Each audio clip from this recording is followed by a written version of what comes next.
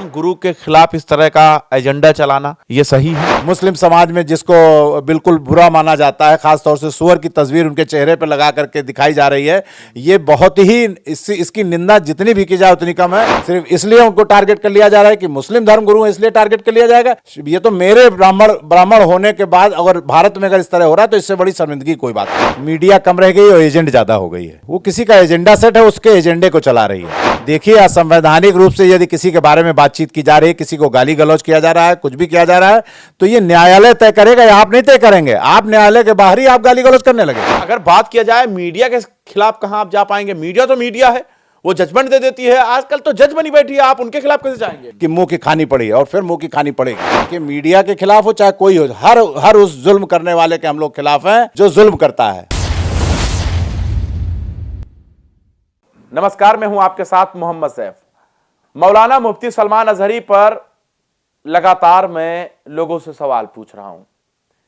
एक जगह से उनको राहत मिली है तो दूसरी जगह पर उन्हें पेश होना है।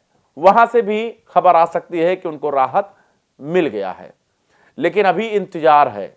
लोगों के जहन में यह चल रहा है कि मौलाना मुफ्ती के साथ क्या हो जाएगा और क्या होने वाला है, क्योंकि सवाल है इसमें। एटीएस ने गिरफ्तार किया, मुंबई से गुजरात लेकर गई, उसके साथ साथ में मीडिया में जो है उनके खिलाफ तरह तरह के खबरें चलाना, तरह तरह के खबरें चल रहे हैं। भड़काऊ, जहरीले, मुल्ला, तरह तरह के जो है वो टाइटल इस्तेमाल किए जा रहे हैं। तो मुसलमानों के जहन में ये आ रहा है कि मौलाना मुफ्ती सलमान अजहरी के साथ क्या होगा। इसी पर हम चर्चा करेंगे कि मौलाना मुफ्ती सलमान अजहरी के खिलाफ जो एजेंडा चला रही है इस देश की मीडिया और लोगों को डरा रही है, इसके बारे में हमारे साथ ज्यादा बात करने के लिए सीनियर अधिवक्ता राजेश मिश्रा उर्फ राजन मौजूद हैं, जिनसे हम बात करेंगे और जानने की कोशिश करेंगे कि मीडिया के बारे में वो किस तरह का सोचते हैं। देखिए, इसमें मेन चीज ये है कि यदि किसी के ऊपर भी कोई किसी प्रकार का आरोप लगाया जाता है तो ये सब तय करने का अधिकार ये मीडिया को नहीं है। आप ये देखिए कि कुछ मीडिया इस प्रकार से है, यदि खास तौर से एक विशेष धार्मिक समाज के व्यक्ति, खास तौर से इस समय जो मुस्लिम समाज के साथ जो हम लोगों को देखने को मिल रहा है, खास तौर से मैं ब्राह्मण समाज का हूँ। आप ब्राह्मण हैं, लेकिन ये बात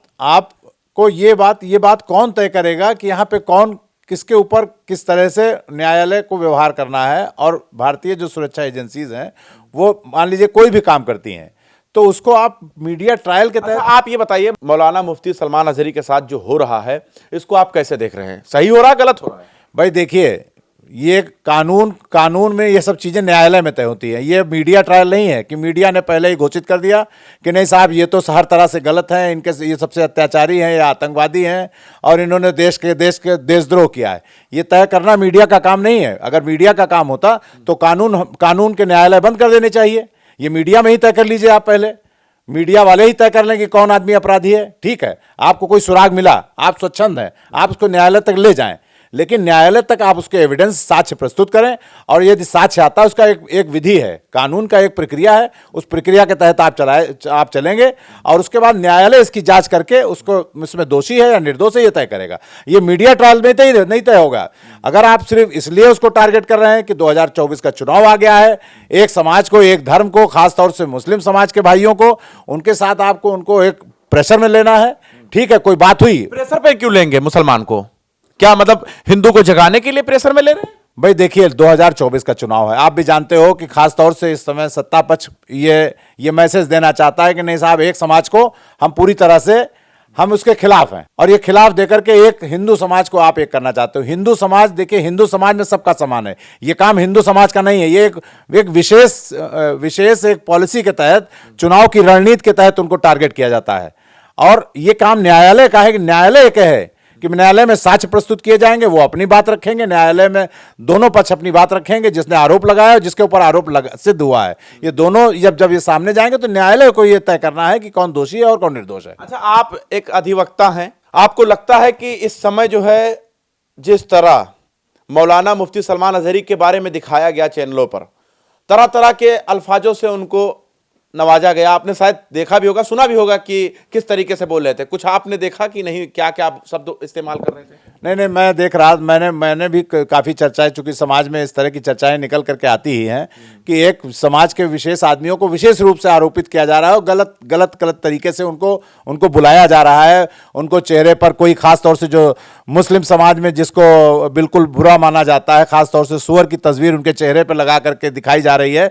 ये बहुत ही इसकी निंदा जितनी भी की जाए उतनी कम है। हम सारे अपने मुस्लिम समाज के भाइयों से, खास तौर से इस तरह के गलती करने वालों की तरफ से मुझे खुद शर्मिंदगी हो रही है कि इस देश में शर्मिंदा हो गए।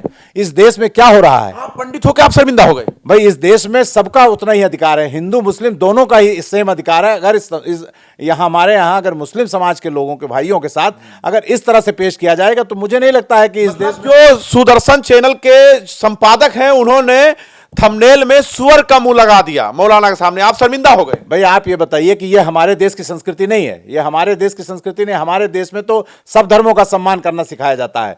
आज कुछ विशेष लोगों को खुश करने के लिए, सरकारों को खुश करने के लिए कुछ विशेष तरह से इस हद तक चले जाते हैं कि जाकर के बताइए वो इस तरह से धार्मिक उन्माद फैलाने का काम कर रहे हैं। इनको क्यों नहीं कोई टारगेट करता है?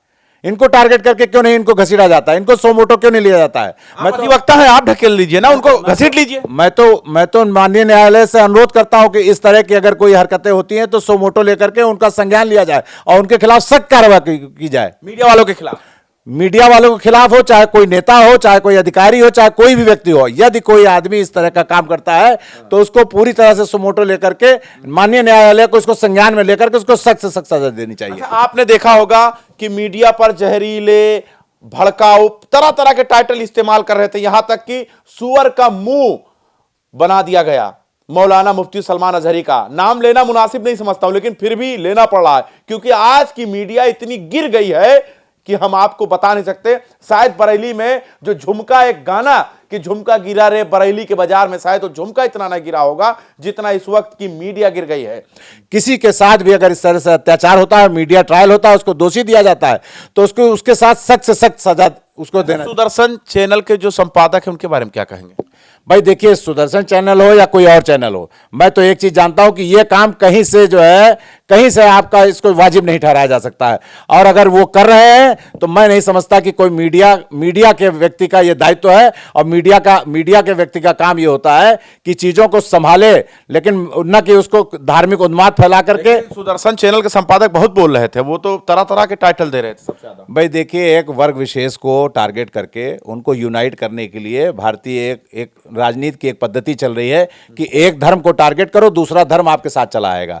ये भारतीय संस्कृति नहीं थी। खासतौर से लखनऊ, जहां से मैं बैठ करके बात कर रहा हूं, ये तहजीब का शहर है। यहां सब धर्मों का मान सम्मान किया जाता है और यही यहां की संस्कृति, यही भारत की संस्कृति है, यही हमारे संविधान की आत्मा है। यहां पे सारे धर्मों का सम्मान किया जाता है और खासतौर से संविधान में। अच्छा, आपको ऐसा लगता है कि एक धर्म गुरु के खिलाफ इस तरह का एजेंडा चलाना यह सही है? नहीं, देखिए, धर्म गुरु के खिलाफ अगर इस तरह का एजेंडा चलाया जाता है तब तो बिल्कुल ही गलत है। और यदि मैं समझता हूं कि इस चीज को अगर उनको कहीं से उनके ऊपर आरोप आते हैं तो न्यायालय स्वतंत्र है, न्यायालय पूरी तरह से उस पर कार्रवाई कर रही है। न्यायालय को कार्रवाई करने में किसी को दिक्कत नहीं है। अच्छा, आप वकील हैं ना, सीनियर वकील हैं, आपको मौका मिल पा रहा है इस वक्त वकालत करने का? क्योंकि मीडिया ही ट्रायल कर दे रही है, आपको मौका मिल पाता है? देखिए, आज न्यायालयों के सामने बड़ी समस्या है। पहले ही वो सारे एविडेंसेस रख करके पहले ही उसको दोषी किसी को करार देते हैं। जैसे ही व्यक्ति गिरफ्तार होता है, सारा ट्रायल पहले ही वो लेकर लड़ लेते हैं। तो ये तो न्यायालयों के सामने बड़ी चुनौती आ रही है कि आप पहले ही उसको दोषी सिद्ध कर दे रहे हो, पहले ही उसको आपने बिना साक्ष्य उपस्थित किए आपने उसको मान लिया कि दोषी है। तो ये तो एक पूरी प्रक्रिया ही को बिल्कुल ये बाधित कर दे रहे हैं। ये तो न्यायालय के सामने बार बार चुनौती खड़ी कर रहे हैं। मतलब लोकतंत्र खतरे में है, आप ये यहां पर कहने में मुझे हर गरज नहीं है, मतलब लोकतंत्र खतरे में है। भाई, लोकतंत्र खतरे में, लोकतंत्र को जहां पे जनता की आवाज को यदि दबाया जाए और संवैधानिक प्रक्रिया का पालन न किया जाए तो वहां पर क्या आप कहोगे? वो आपको ये किसी को बताने की जरूरत नहीं है कि यहां पे किस तरह की स्थितियां चल रही हैं। न्यायालय को अपना कार्य करना चाहिए, एजेंसियों को अपना कार्य करना चाहिए। निष्पक्ष रूप से आप साक्ष्य प्रस्तुत करें न्यायालयों में और न्यायालय उसको देखेगा कि कौन सही है, कौन। जिन मुकदमों में उनको गिरफ्तारी हुई है, आपको लगता है एटीएस गिरफ्तार करना चाहिए एटीएस को? भाई देखिए, मुझे एटीएस के पास क्या साक्ष्य है तो मुझे मालूम नहीं है, लेकिन ये न्यायालय इस चीज की प्रक्रिया को देख करके तय करेगा कि एटीएस की गिरफ्तारी सही है या गलत है। तो मैं समझता हूं कि निष्पक्ष रूप से दोनों को मौका देना चाहिए, खासतौर से मौलाना साहब को भी पूरी तरह सुनना चाहिए, एटीएस को सुने, और ये न्यायालय तय करे, ना कि मीडिया तय करे। शुक्रिया बात करने के लिए। तो हमारे साथ राजेश मिश्रा उर्फ राजन मौजूद थे, जिनसे हम बात कर रहे थे मौलाना मुफ्ती सलमान अजहरी को लेकर कि आज जो मीडिया वाले एक एजेंडा चला रहे हैं मौलाना मुफ्ती के खिलाफ, वो एजेंडा कितना सही है और कितना गलत है। अब आपकी क्या राय है वो आप बता दीजिएगा। बने रहे हमारे साथ, देखते रहें 24 तक न्यूज़, जनता का इनके साथ।